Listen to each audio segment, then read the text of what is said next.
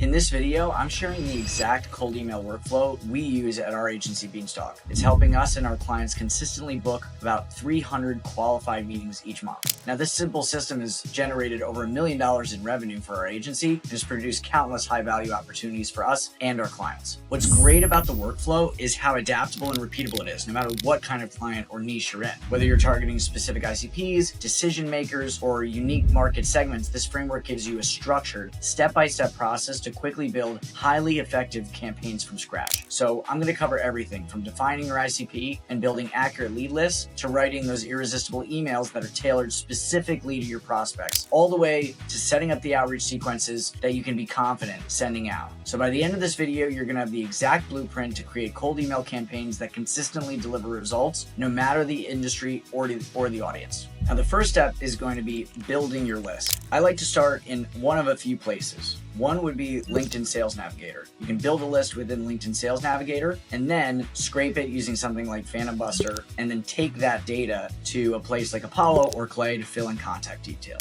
That's method number one. Method number two would be going straight into Apollo and either filtering by companies, accounts, or actual contacts. That just depends on the order. I usually like to start with looking at companies first and then finding the appropriate individuals at those companies, decision makers, the right job titles, etc. So skip to Apollo, I'd say, is method two. The problem with it is a lot of other people tend to do this. And if you're going after a segment that's heavily contacted, let's say VPs of marketing at tech companies, you're going to end up with the same page 1 through page 800 as everyone else. And the problem with that is that you really want to hit the people that don't get hit all the time, the people that are on page 550, let's say. So I prefer method number three, which would be to use a tool like PandaMatch or Ocean.io is another example. These do lookalikes. So you feed in a domain that works for your ideal client profile. Let's say I'm going after Nike. I can plug in Nike.com and it's going to give me a list of up to 10,000 lookalike companies that are extremely close to the description of what that company does. So you seed that in, pull those down, and then we're going to take it all to Clay, and that's where we're really going to enrich our contact data. All right, so we've got a list of companies. Now, what I want to do is turn that list of companies into a list of my ideal contacts. Generally, what we'll do is we'll take that list of companies. Let's say we used method 3, the PandaMatch method. We've got a list of companies. I'm going to plug them in using the domain search function in Apollo, where you can search for companies by name, plug in a bunch of websites. We'll plug in our 10,000 domains, and then we'll start doing the filtering based on the contact profile that we want. So in this case, VPs of marketing, directors of marketing. I like to use the management level filters because that way I don't have to guess exactly what the job title is. Maybe I just need a certain level of seniority and a certain function within the business, and I'll take anything within that sphere. Now that we've got that list of contacts, we're going to export those out of Apollo and then take our data over to Clay to do some validation. Now that we've got our data in Clay, we're going to enrich it in a couple of ways. First, our contact data. We're going to want to run a waterfall enrichment to make sure we find every email address for every contact on that list that we pulled from Apollo. Now, a lot of times Apollo is going to tell you it's giving you only valid email addresses. We can't trust it. So we've got to verify that all of these email addresses are valid. I like to use the Lead Magic API for this, which you can utilize directly from Clay. But if you want to save on Clay credits, I'd go directly to Lead Magic, purchase a plan, and then you'll be able to hook up your API key within Clay and use that and sidestep the Clay credits that you would normally be using for that action. Once we verified the email addresses and perhaps phone numbers, we're going to move on to the fun part, which is how do we leverage AI to personalize these emails in an intelligent way? Now, there's ways to do this that's a bit corny, which I would avoid if you're calling out their school, for example, their school mascot. Yeah, it looks cool, but it's a little bit played out. So the better way to do this is to really think about how to apply the product, service, or offer that you're going to them with to their business. I'll give you a quick example. If I'm working as a web development firm, it's one thing to just offer web development services. It's quite another to look at the website of the company, find out that they're an e-com store that sells socks, let's say, and then pitch them on a custom web app that will enable users to maybe try on different sock designs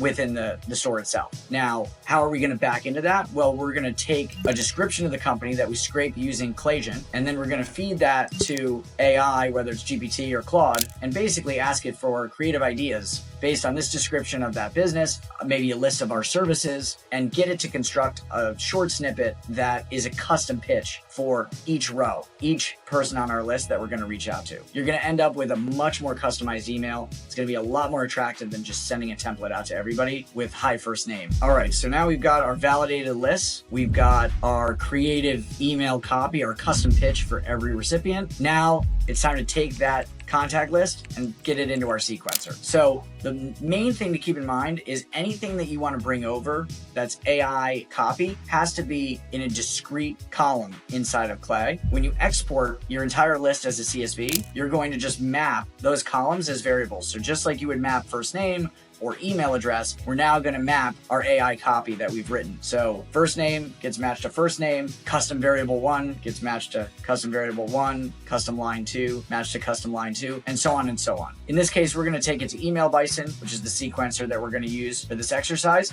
It has this capability to map custom variables, but you can also do this within People AI, Smart Lead, a lot of the other sequencers that we really like on the market, and do this exact same exercise. We're going to load up that campaign and make sure that we have everything ready for launch. A couple of quick things to keep in mind. Make sure your sending schedule makes sense. You don't want to send at the wrong time zone. Make sure that your sending volume settings are properly set up so that you're not oversending or tripping any sort of deliverability hazards. And if you're interested in trying ScaledMail and getting our inboxes into your process, just click the link below and we'll get you set up in 2 to 4 business days. Now let's jump back to the last phase of our process, which is launching our campaign. Now, one thing to keep in mind when you're constructing these campaigns, we do not want to annoy people. One of the fastest ways to go and end up in the spam folder and destroy your inboxes, other than bounces and some of the other things we've controlled for, is hitting people too many times. You do not want to have a 7-step cold outbound sequence. You're asking for trouble. Think about it from the perspective of the recipient. They didn't ask to hear from you. We're already doing something that might be a little bit annoying. And so the best thing to do is a 1 or 2-step sequence. You quickly hit them with your pitch. And if you don't get a reply, you stop emailing them. You can hit them again in 90 days. That's fine. They won't remember. I promise you don't remember an email you got from 60 or 90 days ago. But if you pester them, the chance that they click this is spam goes way up, and those spam reports really kill your deliverability very quickly. So 1 to 2-step sequence, make sure your time zones are properly set up, your variables mapped, and then it's time to click launch and get that campaign out there. That's basically it. That's soup to nuts how we set up new campaigns for a client. Now, you could get a lot more complex, but that's a really simple workflow. Grabbing lists, validating the data, creating some personalization, uploading to your sequencer, making sure you've got the right inboxes and infrastructure to send at scale, and then clicking launch and getting that campaign out there. It should take you no more than 2 hours. If you need any additional help, feel free to ping me on any social channel.